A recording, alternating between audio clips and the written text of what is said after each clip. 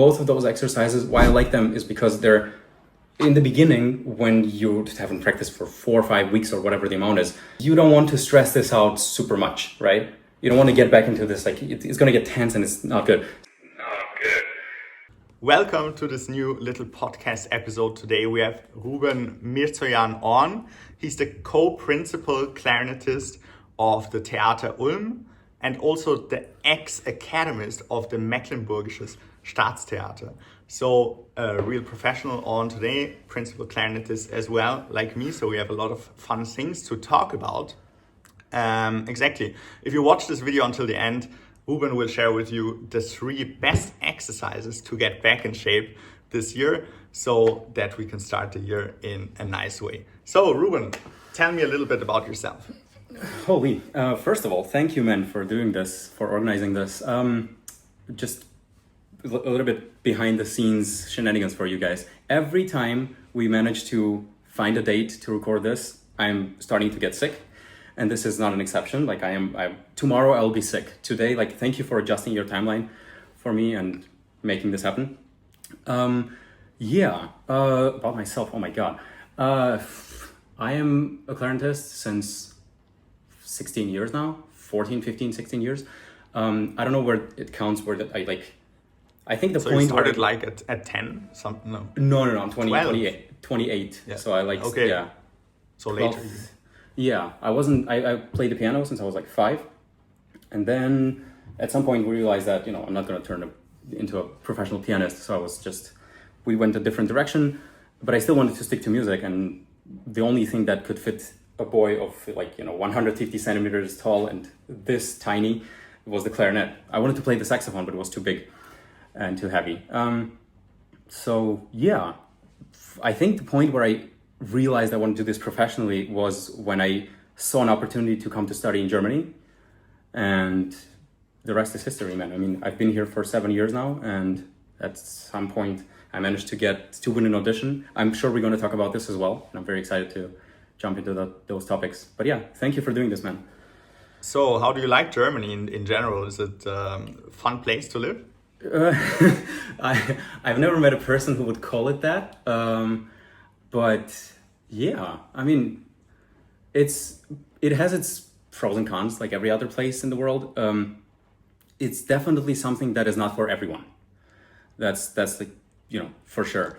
So you're living in Ulm right now. Ulm? Yes, southern Germany, next to Stuttgart / Munich. Like it's a rather small town. Yeah, it's like it's small enough to be small. It's small enough in comparison to like Stuttgart and München. But it's big enough to have everything you need. For example, a theater where I get the privilege to work at.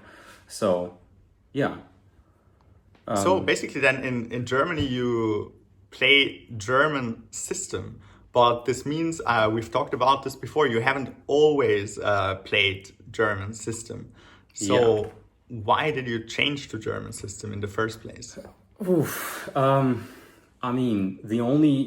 There is a couple of exceptions in this country. Now, maybe you've heard of people that are like doing this revolution of playing a French system in a German orchestra. That happens. Oh, really? This happens?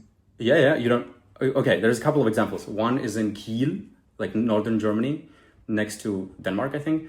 And another one is from our class, because I study in Freiburg now. I'm doing masters. And one of our guys has now passed his trial year in Freiburg.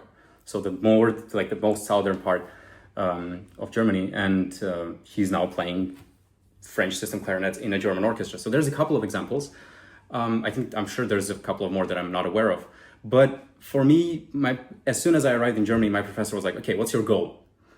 And I knew from the beginning that my goal was to get into an orchestra, and the only way to do it, if you're not a genius who still sticks to French system and does a revolution and plays French system in Germany, is to switch to German system. And I tried it out. It kind of clicked pretty quickly, I would say. Not in a way that to adjust to it took a couple of years. But the idea of, hey, I think I could manage this, in the beginning of my 20s, kind of made sense. And I thought, okay, let's try it. For a semester or 2 semesters, I played both. And then I kind of left my French system clarinets to side. And yeah, now I'm fully like, if I take a French system clarinet, I have a couple of videos. If you scroll long enough on my Insta, you will see how me struggling because I just forgot all of it. So it's yeah, and for everyone, Ruben has an Instagram account, so it's Ruben Needs to Practice. yes, correct? exactly that. Yeah, so if you want to follow him there, go ahead. And also a YouTube channel, I think. I created it for my interview with Sebastian Manz. Yeah, it was. Exactly. I think I want to post more. At the same time, I'm this typical excuse of like I don't have the time or something. I don't know. I don't think I found this format as you did. And by the way, guys, like full disclosure, I'm a big fan of your work because there's no one else that does what you're doing. Like this simplified, perfectly understandable instructions on specific matters on playing the clarinet. So it's like, if I had this when I was studying, man, this would be so useful. I think also when I started my Insta, like entertainment type of content aside, I was also doing that kind of stuff or just playing things at random. I was also doing some educational things. And I think I was like on the path of doing something like you have now created. But the way you systematize like all of your work and knowledge into this perfectly formatted videos, I really, really admire it. So cool work. Yeah, and I think first of all, appreciate it. So it's quite tough to do it. And the thing is, we always search for the perfect time when we will be motivated or we will feel like recording a video. Like for me personally, in 99% of the cases where I record a video, I don't feel like recording a video. So it's about just doing it anyways, even if you don't feel like it, because you will never feel like it. And in the end, it's like fun, like you end up with a cool result. So that's pretty cool. That's definitely the case. And also with practicing, like you don't really feel like practicing a lot. One of my tips is also, if you scroll long enough on my Insta, you'll find it. I definitely recorded a video on this mindset shift. Whenever I would practice, before I had this idea in my head, I would always start as if I'm already warmed up and I know what to do. And it's not the case sometimes when you start practicing. Sometimes when you start practicing, you need this like 15 to 20 minute window of, messing around and finding your flow, and then it just clicks. You definitely know what I'm talking about, right? So what I would suggest, maybe as like a small tip, is of course have a plan of what you want to practice. But if you don't feel like getting into it right away because it feels like a lot of like a task, like you don't want to get into that straight away, maybe just play around a little bit, like just some scales or just some lines, like noodling as we call it. So I always give myself a little bit of time to enjoy it and get into the flow, and then kind of the motivation kicks in. There's this thing about action and then comes motivation out of it, right? Not the other way around. Yeah. So what would be like the first thing? You unpack your clarinets in the morning, you put the reed on, and then what do you play? I can show you. There's a couple of friends who mock me for this. Like, this, everyone has this typical noodle that they always do. Mine is like this.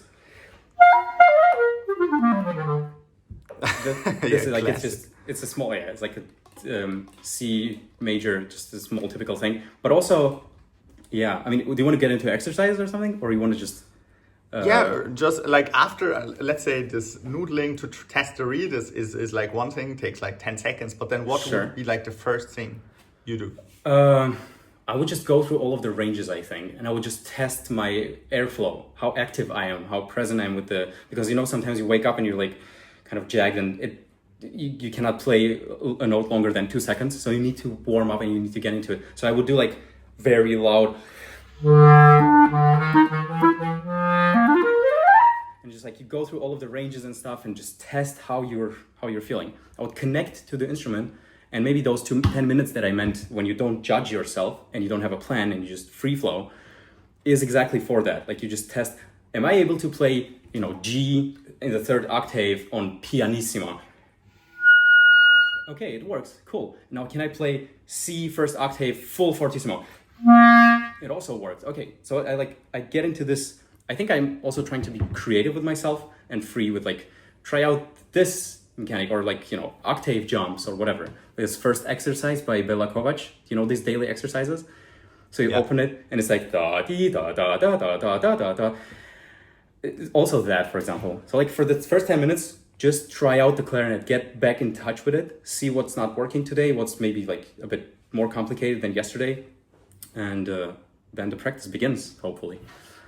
Yeah, that's also one of the first things for me in the practice is just to, first of all, develop some air, like open up here as well. One thing that I do, many people of this channel, many people that watch me, they notice I think for the last 10 years, I didn't touch my clarinet before I did like, I don't know, the device breath builder.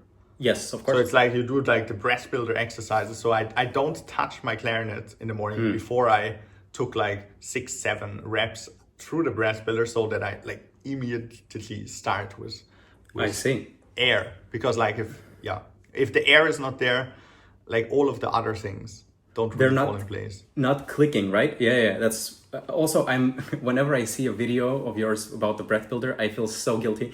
Every time I see a video, I'm like, okay, I have to get that thing out of the furthest drawer of my apartment and start like, get back into that, because I was practicing with it a lot. I was messing with it a lot when I was, say a bit younger in the beginning of my bachelor's. And then I kind of forgot about it. And then you reminded me, and I think a lot of others, how powerful that thing is. And I still haven't gotten back to it. So I think maybe after this, I'll just go and grab that thing, and tomorrow I'll get back on it. But yeah, that's a cool thing. I also do a lot of exercises, just like breathing exercises without the clarinet. So what would be one of breathing exercise without the clarinet? Sure, I have many. One of the easiest ones is that you breathe in deeply and fully. So like this idea of you can breathe in through your nose in 3 different places of your lungs. So when you begin your in-breath, it starts on the bottom of your lung, right? If you can feel like slowly. Then it goes into the middle, and then it goes into the upper parts. Like you fill yourself up slowly from the bottom to the top. So you breathe in, and then you very quickly and abruptly breathe it out. And then you go again slowly. And then basically what you do is slowly reverse this process. So by the end of the exercise, by let's say 2 minutes of it, your in-breath is very quick, but also you try to fill the lungs in the way I mentioned. But then you breathe out very slowly and controllably. So the in-breath would be from 1 second to, let's say, 30 seconds. From the beginning to the end of the exercise. It takes like a couple of minutes. And if you do it like, let's say 5 times, for example, or maybe if you do it longer, if you progress. For example, I think one of the ways, I've never done it, but what would be fun is if you prolong your exhale by 1 second every time. That could be kind of cool. So like you exhale 1 second, then 2 seconds, then 3 seconds until 30 seconds. I can imagine that would... And that's 31, you're dead. It's like lack of oxygen. I guess. No, yeah. I get what you mean. It's like many people, they don't take the inhale seriously. So they're just like very fast always. But sometimes it's just good to pace it out over a longer period of time. Definitely. And also I've noticed that whenever I do that with the clarinet, for example, my professor taught me to breathe in. I saw your video about the clown face in the middle of like your most recent one. Like a newest one. Yeah. And when the face, I just love the term clown face when it like goes into that smile. What I do sometimes is do this. So I don't take my mouth out of the mouthpiece and the position. I just lower my chin, and then it's there. But if you do it slowly, or if you breathe in with your nose, your mouthpiece or your embouchure kind of grabs onto the mouthpiece, and it stays in the proper position. So for example, it would be like, I'm going to breathe in through my nose now, and whenever you want to have this like soft entrance, you definitely know about this, right? Like you breathe in through your nose, and your upper lip kind of grabs onto the mouthpiece, and it just Yeah, that just makes sense. And I didn't know about this trick before my professor told me. I find the upper lip so important on the clarinet. Like whenever the upper lip is tense, everything about the clarinet, everything about the playing becomes messed up for me. But when the upper lip is like really snug and like sort of soft and curled and like, as you say, like I don't know, like snugged and fit around the mouthpiece, then the air, I don't know, it shapes itself nicely. I think Comes so. good. Yeah, especially my biggest problem still, I think my biggest weakness is the attacca, the beginning of the notes. It doesn't, of course, it's like more difficult on the clarinet, on the upper registers and stuff, like this typical headache of a clarinetist. But still, I'm still experimenting with all of this, like how do you breathe in so the impulse of the in-breath matches the whatever you want to output later into the sound. I think this idea of the correlation between how you breathe in and what comes out is very, very important. And yeah, I haven't paid a lot of attention to that when I was younger. So that's one of the things. Also, when you asked about the breathing exercises, definitely holding my breath in different ways. I'm sure you know about the square. When you breathe in for 4 seconds, you hold it for 4 seconds, you breathe it out for 4 seconds, and then you hold it on the out breath for 4 seconds. This square, I think it also charges me mentally. I'm not sure about the science behind it, let's say, but if people would try it, I'm sure everyone would find their own different like feeling that it gets them into. Like if you go through it like 7-8 times through this cycle of the square, it definitely kind of like, works. Plus it gives me this contact with my body and the lungs. So that's one of the exercises I would also suggest trying out. And it might be also good to detach the in-breath from the out-breath, to feel that there's a rest between. Sure. And then, I don't know, like maybe to start controlled descent again. I don't know. After you hold your breath, you mean, right? Yeah, exactly. So it's like, okay. Because that's oftentimes what we also do on the clarinet, no? Yeah. And then we start playing in a controlled way, not yeah, but we hold for a short moment. Sure. So yeah. And also in meditation we like to do this, no, with the holding, and then like it calms the body and it centers the mind. I mean, I think so. I definitely haven't tackled meditation as much as I should. I know about some concepts of it and I've tried it out with some apps, but yeah, whenever people, master gurus of meditation speak about it and the way they shape the world with their mind while they're meditating, I'm nowhere near that. So I have to get into that. Yeah, meditating is such a, I don't know, it's a great tool. Like before practice, I meditate since like 4 or 5 years, like every morning around 10 to 20 minutes. Okay. And it really helps a lot. Like if I leave it, my days just tend to get much worse. And like the entire, like the way the day goes afterwards, the practice day, the concert day, the rehearsal days, just maybe 30% less good or 40% less good. And Wow. 40% less good accumulates over a long period of time. Yeah. So. I'm wondering if you do that, if that's just a habit, like your body needs that, because if it doesn't happen, then there's the difference, like from your baseline, your baseline is you meditate every day. And then if you don't, then that's the difference. And that's why you have this kick. Or your sleep is not so, it's a bit messed up, let's say. My sleep is, for example, it's a big problem since I was a kid. I don't really sleep that well most of the nights. So that's why this, winding down in the beginning of the day would be such an important practice for me. Is that also the case for you? Or do you sleep well, but then you still need this beginning of the day to be slow and steady with the meditation? Yeah, I wouldn't say like that my sleep is so perfect, since I drink a lot of caffeine to, I don't know, stay kind of on top of the work. But yeah, so I think it just helps me like calm down in the morning, to calm the head. I think I wake up with not a very calm head. So I think that's why it helps me. Do you also wake up anxious and you're like, I have to get to work like right now and all of that? Or how do you? Yeah, I don't know. This might just be the modern day sickness because of all the phones and devices and stuff. Could be. Yeah, not sure. Yeah. I guess. So back to the clarinet. So German system.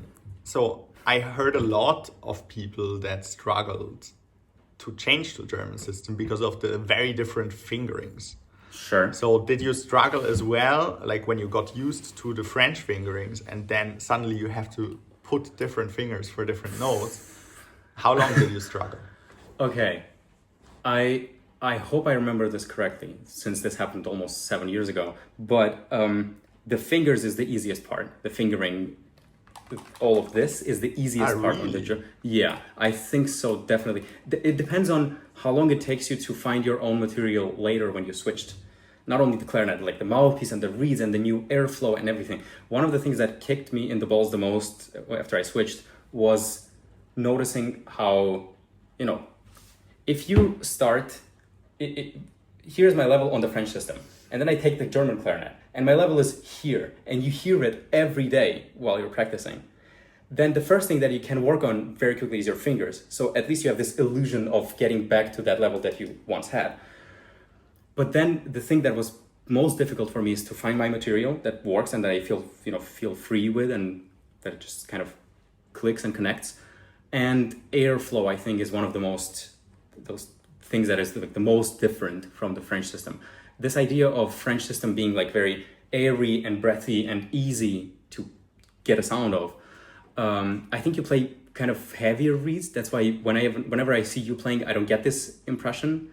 But from a lot of people, and also myself, when I played French system, I played like on 2.5s or 3s reed, strong strength, and it felt like I could blow it through my nose, and it would still like produce this beautiful sound. On German system, you have to be very concentrated, a lot of air pressure, a lot of like strength and this airflow. It has to be very consistent.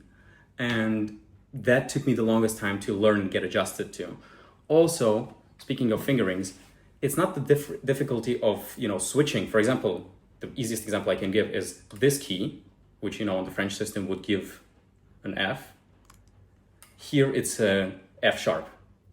Mm-hmm. So, and also this one, for example, in the second octave. So this is an F.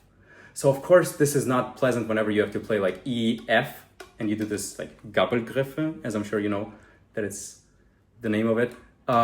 This is easier to learn and easier to integrate into your brain on the pieces. Like I think it took me a couple of months to, whenever I would play a piece, when I would sight read it, I would just automatically use this fingering instead of this one. That didn't take a long time. What took a long time is to realize that to produce a proper sound out of this note is very different than from the French note of the F. So you just have to get this feeling, and that just takes time. You cannot force this process. That's one of the things. Also, the most annoying key for everyone, I think, is the C on the third octave. So it's not like this, but it's with this. So whenever you go from B to C, you have to get this awkward jump.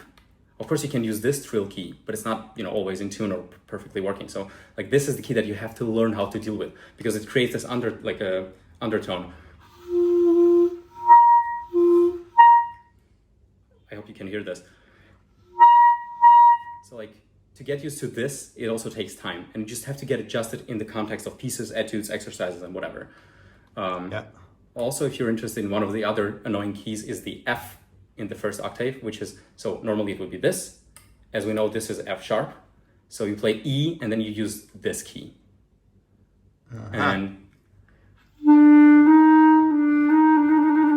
so it's one of the things that is like, imagine if you have to play from F to like jumping into the second octave. So like you have to jump with your whole hand. And that's also one of the things that like, you can integrate the fact that F is played like this, but then to learn the jumps and all of those things, that's what takes time. So I think the full on, as I mentioned, I had this level on French system, and then I took the German clarinet to get there, and then continue to upgrade. I think it took me like 1.5 years or 2 to get back where I was once. So I hope that answers. Did you feel the more air-focused way of blowing on the German system was like almost therapeutic to even progress further? I think so. The problem is that no one ever formulated it when I was studying as well as, for example, you do in your videos. That's what I really appreciate. Like, you go straight to the point. Sometimes I wish I could deconstruct it as well as I can now, for example, when I, have lessons with my students, or like, whenever I practice myself. I think back then, me and my professor, we just concentrated on the pieces, and pieces don't require sometimes that amount of technical context. they're just like, oh, try this phrase with this idea and going to that point. And sometimes music just carries your technical mistakes, it covers them. You know this feeling definitely. So as soon as I sat down and took like 7 steps back to figure out what is going on and why do I have still like struggles after 4 years of playing on this instrument, I realized that it's my material. It was very late that I got to my proper material and that works for me. And I also changed my reeds like a year ago now. I was playing Van Doren for most of my life. Now I play D'Addario. And now that's what works for me. And I'm sure I will change it later in the future. But that's definitely very important when you switch systems. Like you have to, as soon as possible, you have to find the material that works for you, which is difficult because you're not as experienced to know what is the proper way of playing and sound and all of this airflow things. But yeah, I am glad to say that now I think I know about most of the very important technical things about, airflow and its stability, the importance of it. Also the things that you talk a lot about, that was a very new concept for me, is this cold and fast or hot and warm and air and like all of those things. And to experiment with that, it's very interesting. Also, one of the things that I really like to experiment with still is how much pressure can I take off my embouchure, meaning all of the things that work here, in comparison to just putting that on my diaphragm or my airflow. Because I'm sure you've experimented with this, like when you can try to compensate for some things in the embouchure by just giving more air, sometimes faster air or sometimes just the quantity of it. Have you tried to experiment with things like that? I mean, I would say it's always good to have like an excess amount of air pressure. Sure. I don't know if this is what you mean, because this will allow you to get back pressure inside of the mouth. Basically, if we always give exactly the amount of air that fits into the instrument, we will always end up with a very embouchure based way of playing, like very in the front here. And when there's always an excess amount of air, it always takes pressure away from the embouchure and always creates space, because the excess amount of air is like blowing everything up. That's why, like, I don't know, if you have a less resistant clarinet, like some French clarinets, I think you need to give a lot more air to get to a comfortable way of playing. And when you have a more resistant setup, then you can create this back pressure feeling of relaxing the embouchure already with less air pressure. I mean, if you look at oboists, they just have such a tiny reed, and all of the oboists, no matter when they play, everything swells up. Yeah. So this is what I also try a little bit to replicate on the clarinet, to create the same space like oboists. There it happens by accident, basically. But I think it really helps the sound also on the clarinet to swell up until here into the neck. So definitely. Yeah. I've had this idea for a long time now that if you just think of your neck being bigger than it is, not even necessarily trying to do anything with your muscles, but just like your neck is the provider of all of this airflow. And also, I don't know if someone told me this or I just kind of realized it later, but like the idea of your diaphragm and of your airflow not being this like one thin line, which was my idea for the longest time since I started playing this instrument, but more of like a pipe and more of this like, pressurized tunnel in a way. And your diaphragm not being just this one little thing, but like this whole wave of like, I don't know what to call it, not even a muscle, but like, this. So it's like everything is bigger than you imagine. And when your throat is just bigger, if you just think about it, that it's bigger than it actually is, I feel like it provides this freedom of sound later on. Maybe it's just like a psychological concept that has nothing to do with physics, but yeah, exactly. What I like to think of, the visualization I use, is like to sink the throat towards the sides, because like bigger could also mean towards the front, but I don't know, this doesn't do it quite for me, as if I think it wide. Like I like to think as if it grows towards the sides of my fingers. And I also like to tell some of my students to maybe play a G just with one hand, and like imagine that the throat presses against the fingers while they play, and then it like immediately you need to give wideness in the throat while playing. I But see. yeah, that's the visualization I Sure. use for this. But yeah, this whole thing with giving space is really, really important. I feel, yeah, because it evens everything out. It evens everything out. I think of everything here as like a shock absorber, like a suspension in a Sure. Rolls-Royce car, you know, like basically, if everything is hard and focused here, then you don't have a lot of, I don't know, room for impurities or something. But if everything is so flexible, then many things can happen. Many things can happen with the air, with the movement of the clarinet, but everything is sort of, I don't know, bounced away here. Yeah, and Like with- yeah. I definitely want to say this out loud. Like, I'm talking to myself for like, let's say 4 or 5 years ago, and hopefully this will help someone. If your primary driver of the sound quality is your embouchure, you're doing it wrong. Because the primary driver should be the airflow, this air stability of, like, you know, air pressure, basically. And of course it depends on the material you're playing. Now I'm switching to harder reeds because it gives me more resistance, and that's why it forces me to produce more air. And at the same time, I have this natural habit of just getting tense around here, and I may not allow myself to do that, because then again I switch to this primary driver, and it's not, you get, you know, you talked about this as well, you get tired way quicker and it just gets forced. Also, I love your concept about, like, it's one muscle and it just grabs your mouthpiece and that's it. Like, it stays in focus, but it's not supposed to be tense in any way. But that means something has to work to compensate it. And I think it's the airflow. And that's also mostly what you talk about in your channel, which is very cool. Yeah, exactly. Air is everything. Basically, Francois Benda usually used to say that air, I don't know, the importance of air support is like this, no? And afterwards come embouchure, articulation, and fingers. So it's like, but here is like air support, air management, basically. So it's like these 4 pillars make up all clarinet techniques. So there's no other clarinet technique than just air support, embouchure, articulation, and fingers. I love that. And all of those 4 have to be managed somehow. And usually, once you fix air support, embouchure falls in place, articulation falls in place, and fingers fall in place. So yeah, many people think even they have finger problems when just giving enough air in a passage would already make the fingers go automatically. Absolutely, definitely. Yeah, your airflow connects the technical stuff. Sometimes when you play a passage, or like what is it called? Like a register change or something, from 3rd octave to the 2nd and stuff like that. It just needs air. And I was taught that in that way, like in this concise way, I was taught that too late, let's say.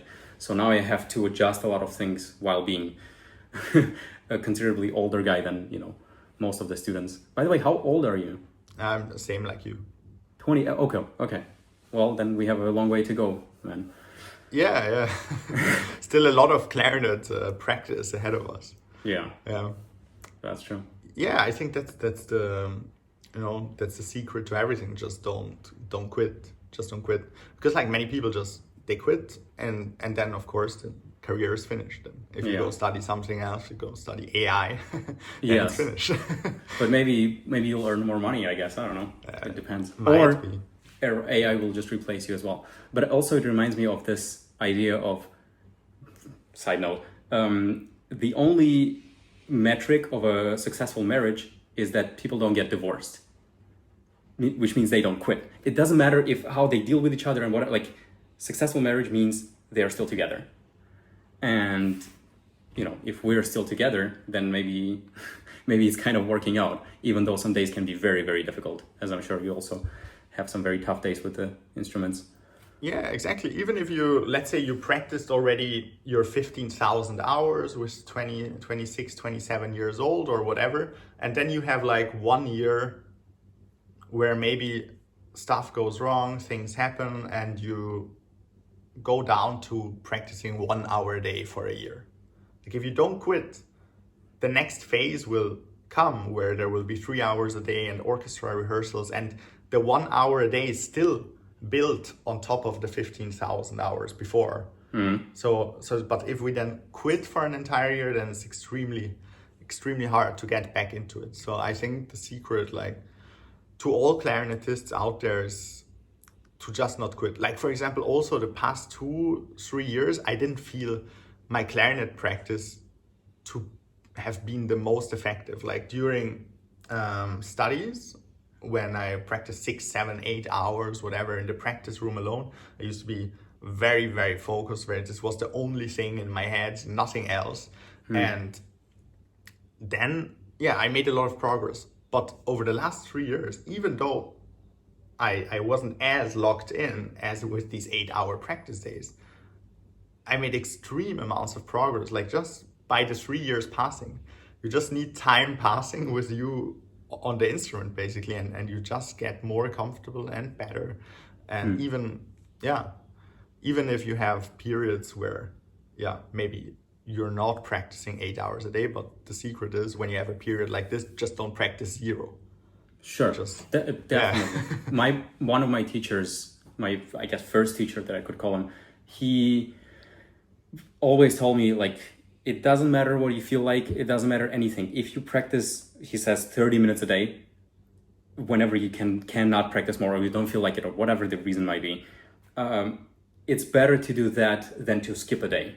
So I don't think he skipped a day in freaking forever. He's just doing, sometimes like when he reaches the lowest points of his health or, mood or whatever, he gets those 30 minutes in. And by the way, I'm sure you definitely know this. Whenever you start this and you think, okay, I'll just practice 30 minutes because I just have to get through 30 minutes, it's not going to last 30 minutes. It can be, you get into the flow and it just keeps going. And sometimes you will get that hour and maybe hour and a half and whatever. And also the art of taking breaks is one of the things that I was not taught early enough in my practice routine. So that's one of the things that if you are still on it doesn't matter what stage you're on, but still, if you're very, what is the word I'm looking for? Precise about your practice plan, then plan those breaks in. One of the things I noticed is that if I plan to practice half an hour, then, for example, 10-minute break, then half an hour afterwards, even if I'm not done with something by the end of the first half an hour, I still take a break because it motivates me to get back into it right afterwards. Because if I have this closure, then I'm like, maybe 10 minutes can turn into 20 or 30, or maybe I'm just done for today. And it's not a good idea. So if you leave those cliffhangers, like at the end of an TV show or something, that's also a good idea for you. So also depends what you do in the 10-minute break. If you go on social media and scroll, then the next 30 minutes is ruined. Yes. But like if you would just sit and have a coffee or speak about something inspiring with a friend in the practice room next to yours, then it's much more inspiring to get back into practice. Although I would definitely say if you manage to get into a conversation, that's not taking 10 minutes. That's definitely going to take longer. I think what I like about my life now is that in comparison to the musical school where I was studying, in the theater, people are there to work. They're either there to rehearse or have a concert or a show or to practice. And if you want to talk, then you go to the buffet and then just have a conversation and whatever. But most of the time, I go there for 2 hours and I work for 2 hours, no matter what that work consists of. In the school, I could be there for like 8 hours and practice 30 minutes of that. And most of the time, I would just talk to some people and, the socializing. And it's fun and all, but like this needs doing. So, gotta be more intentional. Like a good place where you will work. Yeah. Yes. Like a connection, internal Pavlov dog connection, where you see the place and you want to get straight to work. Starts leaking. Yeah. Yeah, this is so important. Like just habits, Like when I get up out of the shower in the morning, immediately meditating. I don't have to think about it. It's just a connection when I see the sofa. Yeah. I'm jealous. That's a cool reflex to have. Maybe I'll get there. But I'm wondering if you can practice at home as productively as you can in the theater. What is it like for you? I can never practice at home. That's why I'm asking. Yeah, no, I prefer it in the opera. Yeah. Okay. Like in the rehearsal room. It's Yeah. much better. Also a bigger hall. I like this usually to, also to develop the sound. Usually smaller rooms make me like also too focused here, and in big halls, I always tend to like loosen up. Definitely, because in a smaller room, it makes this illusion of you think your sound is enough, but then you go into a big hall and this is the sound you're left with. So you definitely have to. I would also petition the schools, the musical schools, to get those hours, like, you know, let's say 5 hours per semester for each student, or whatever would be the realistic amount, that they can get to the grand hall of their school to get some practice there. Because in my school, for example, in both of them that I studied in, no one had that opportunity unless you're very privileged with some professor with connection or whatever. Like, most of the students just didn't get the key ever to that grand hall, and it would just stand empty. It would be so helpful for students to get there and get their practice in with the bigger halls. So yeah, maybe we can start a petition or something. I don't know. Yeah, I don't know if it would be effective, but it's worth a try. Maybe. Yeah, so basically auditions. So you won the audition in Theater Ulm. How difficult is it at the moment with auditions in Germany? Because I personally know that for French system clarinets, the situation is very, very weird in a way, because there's the MUVAC, correct? And there's a button from everywhere in the world Sure. where people can just apply with one click. And Sure. then like for the best positions for French clarinet, like for example, the Tonhalle position lately in Zurich, I think I heard the rumor that there were 900 applications. Okay, that's new. That's And then they took the principle of the Concertgebouw. I've heard of exactly. that story. One of my friends played that audition. Yeah, I didn't know there was 900 people applying for that. That is wild. Okay, well, first of all, MUVAC is an incredible achievement for us musicians. It's an incredible tool. We cannot deny that. At the same time, this type of a globalization of, you know, attention to some positions, of course, made it way more complicated to get, because there's just way too many people. So I remember being very conscious about, when I arrived in Germany, people told me how the system works with this MUVAC and, you know, looking good on your resume and whatnot. And I thought, okay, my first goal for the next years is to make myself look good on the resume. So if you're in the beginning stage of the, like, you know, this professional path, get your resume in order. Try to apply for some, like, write in everything from the smallest things that you can find. One project here and first clarinet on this small summer, whatever, like festival or something, like, just try to fill it up with experience, because what people are looking for in your resume are experiences. And for me, what opened all of the doors, I think, was the academy. As soon as I had the academy, people usually question you way less when, you know, reviewing your application. And they're like, okay, he has some experience, he won an audition, so let's just get him in here and see how he plays. And then, of course, you get to the action, and then you try to convince the jury with your playing. But I'm wondering, with the French system, have you tried a lot of auditions in different countries, or what was your experience like? Yeah, so I tried a couple different countries. Usually in the Netherlands, there were less. In France, they invite everyone. So there's really a lot in France. So usually there's like 200, 300 people in France. In Switzerland, really a lot, because the salaries are the highest in Europe. So that's why.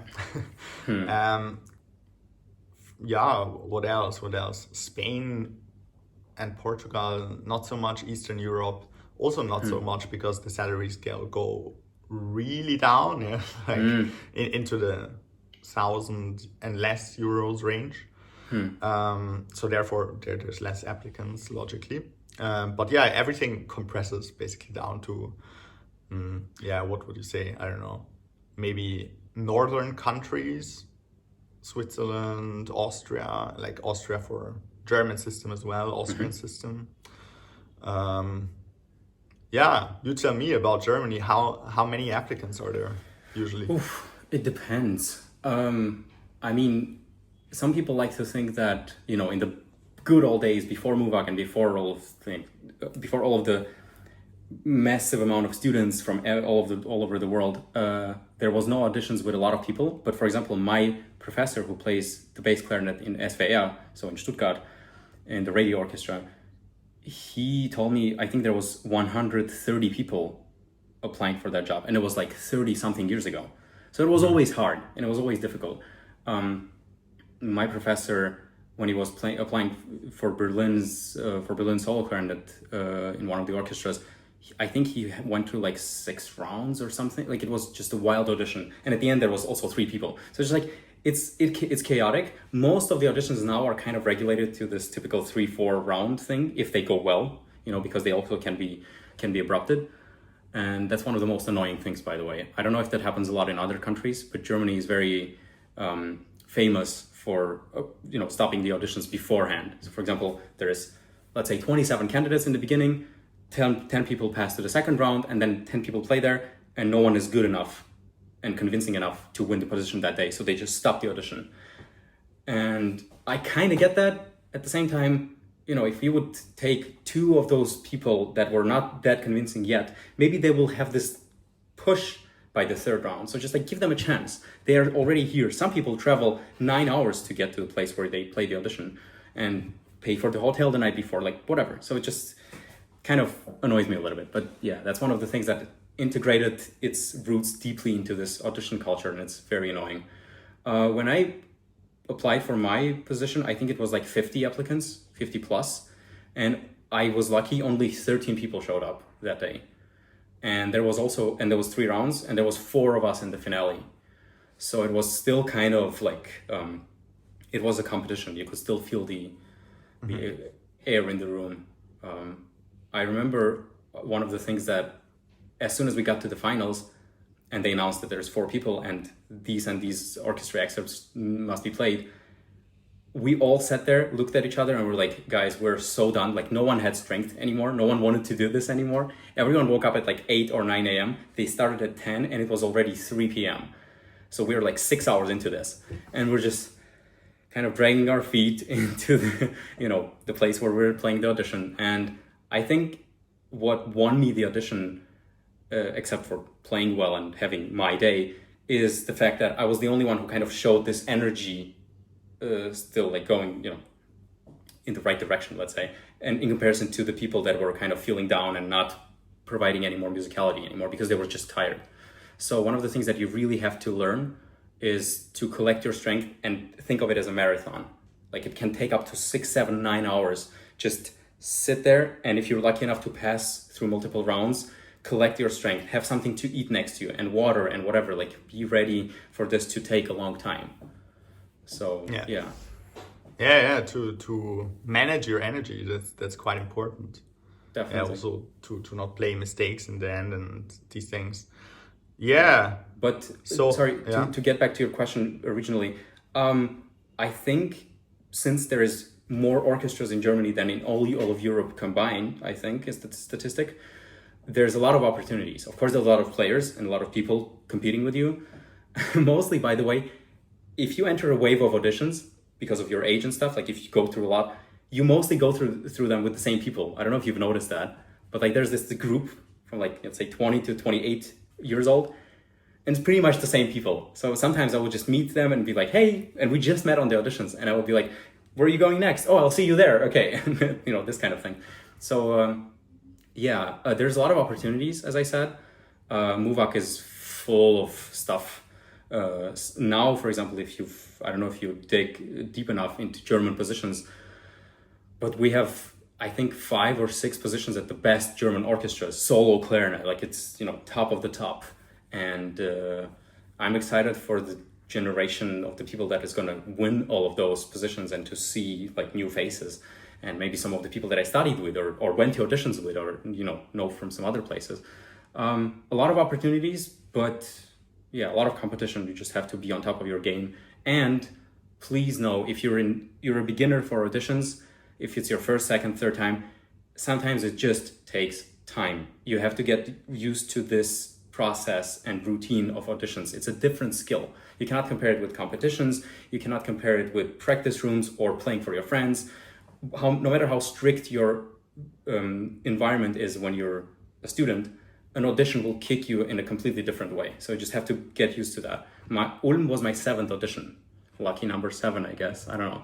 But in a way, it took me this many auditions to get there. And I think I also got lucky. I know a lot of people that needed 40, 50, or 60 to get there. So it's wild. Yeah, 40, 50, that's quite a marathon to go through something like this. Insane. Well, how fast did you win your position? Yeah, so I mean, I probably did around 10, 11 auditions, something like this in general, yeah. Sure. Yeah.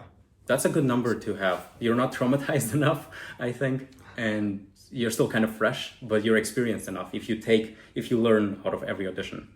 So yeah, exactly. I also started too early with auditions. So I went to my first auditions maybe with 20 years old already, like the professional auditions, like professional auditions in France for like Orchestre de Paris or whatever.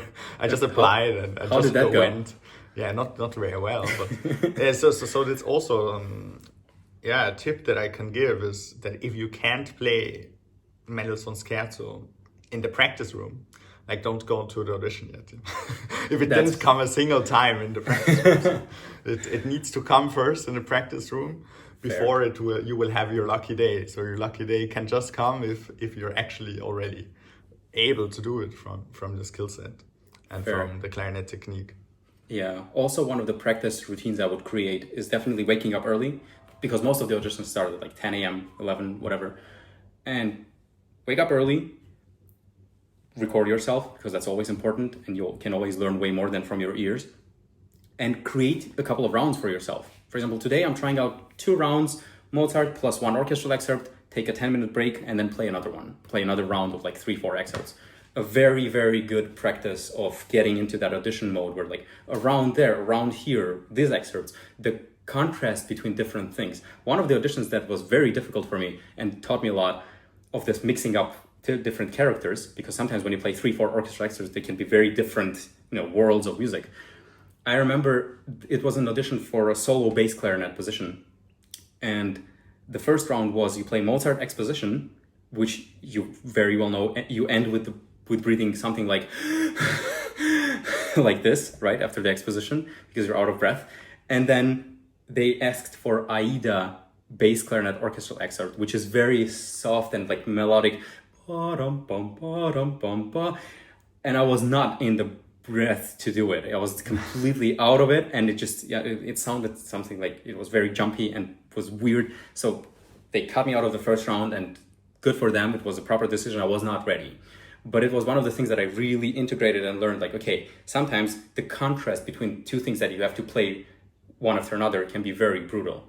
So just, Mozart exposition and then some slow melodic excerpt right away. For example, Unfinished Symphony. That like, da, da, da, da. Try to combine that. And it takes you a couple of times to get used to the contrast of breathing and, all of this. So maybe by the way, that's also a topic that Angel Martin Mora, by the way, he was also on this channel already for a podcast. He did a course for clarinet masterclass. That's my website, and his module number 4 is exactly about this. So how to switch between these styles very quickly and efficiently, and how to do this in audition so that you're not going to be not stressed about it, and that you're going to do it perfectly. So if you want to get access to this course, it's 1 hour and 40 minutes on how to win auditions. Check the link down in the description below and sign up for Clarinet Masterclass. And get yourself all the information needed to go from good to great on the clarinet fast. So we promised everyone the 3 best exercises to get in shape on the clarinet. So because every one of us is getting back in shape at the moment, everyone wants to get in shape, in the best shape of their life, in order to win all the cool stuff, in order to win the Gustav Mahler, the Verbi, the whatever. So what are 3 good exercises that you can recommend to get into good shape? So as we talked about, I think the most important principle for me getting back into shape is not to judge this, because this takes time to just get back into, the muscle, whatever, like the connections and tissue and everything. This takes time. What doesn't take time is this. So the breathing is one of the things that you can rely on the quickest. And one of the exercises that my professor taught me, I hope you can hear this. So you breathe in and you play a figure that looks like this. So G, D, B, D, G. And then without playing anything else before that, you breathe out like 30% of your air. So for example, you breathe in, you play this pretty loudly, like forte. You breathe out 30-40% of your air, and then you play it again by pure pressure of your diaphragm. I'm wondering if you'll try it, what you will feel like. So let me show you what it sounds like.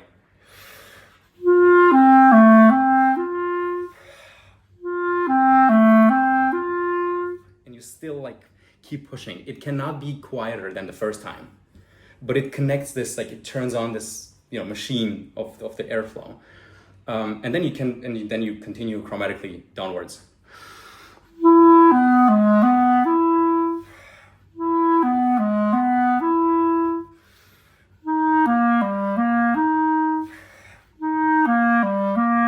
And so on and so on.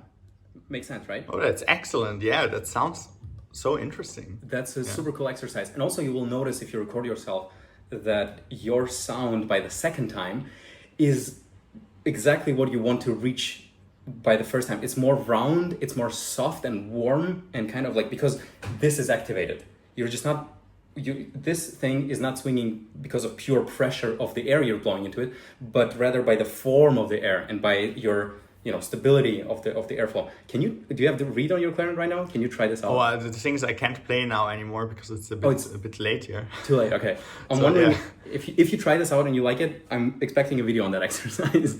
I will. Okay. Second thing, it involves a bit of staccato, so I think it's a good thing also to like get started when you're getting back in shape. By the way, this is me right now getting back in shape. It's my day 4, so I sound so please excuse me for that. But exercise sounds basically like this.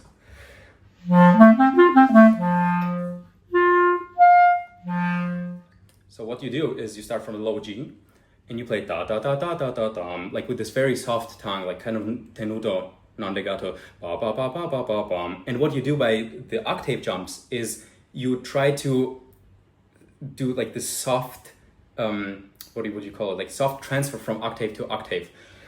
And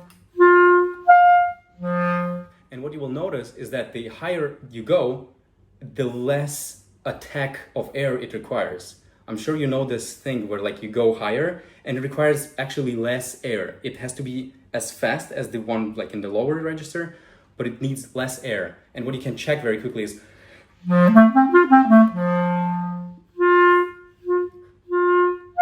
like it requires a little bit of air and it still comes out right. And if you stay in the same dynamic throughout all of the registers, it gives you this idea of like, it brings you back to the clarinet in all registers. That's one of the exercises that also I like to mess with. And as I said, you go chromatically from this exercise upwards.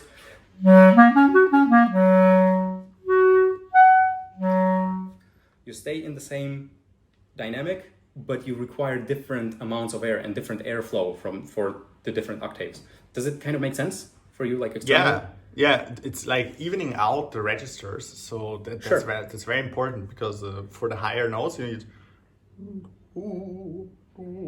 and for the lower notes more of a more of a like I don't know, a very different kind of blowing, like yeah. Definitely. Yeah, so you open more here and yeah, I think it's an excellent exercise to even out and to find the correct amount of air pressure for the second register and low register and to connect the two, as you said. And both of those exercises, why I like them is because they're in the beginning when you haven't practiced for 4 or 5 weeks or whatever the amount is, you don't want to stress this out super much, right? You don't want to get back into this, like it's going to get tense and it's not good. So this is very dosed in a way. Like this is a small exercise you can play for, you can play 7 rounds of this, da da da da da da da, bum bum bum, like go through 1 octave chromatically, let's say, and then just like stop. And it's like 2 minutes of practice. You kind of got the feeling of something, and then you take a short break and then you continue with something else or whatever. So you don't, for example, if you open Bela Kovac exercises, some of them take like up to 5, 6, 7 minutes of constant playing and all of this, and it's too stressful in the first days, let's say. Later you can get into those exercises as well. They're perfect. And I think the last one, let's say, for staccato would be one that Sebastian Manz actually showed me on one of the master classes, which is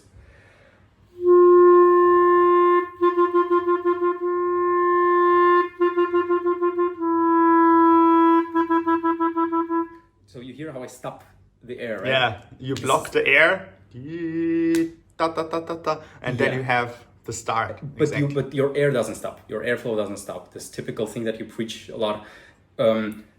What also helps is kind of doing a crescendo. If like even a proper one, you can exaggerate a little bit. You stop it, and then from that you go like kind of. I like to relax also on the da da da da da da da da. So you relax a little bit on the staccato, but keep the airflow consistent.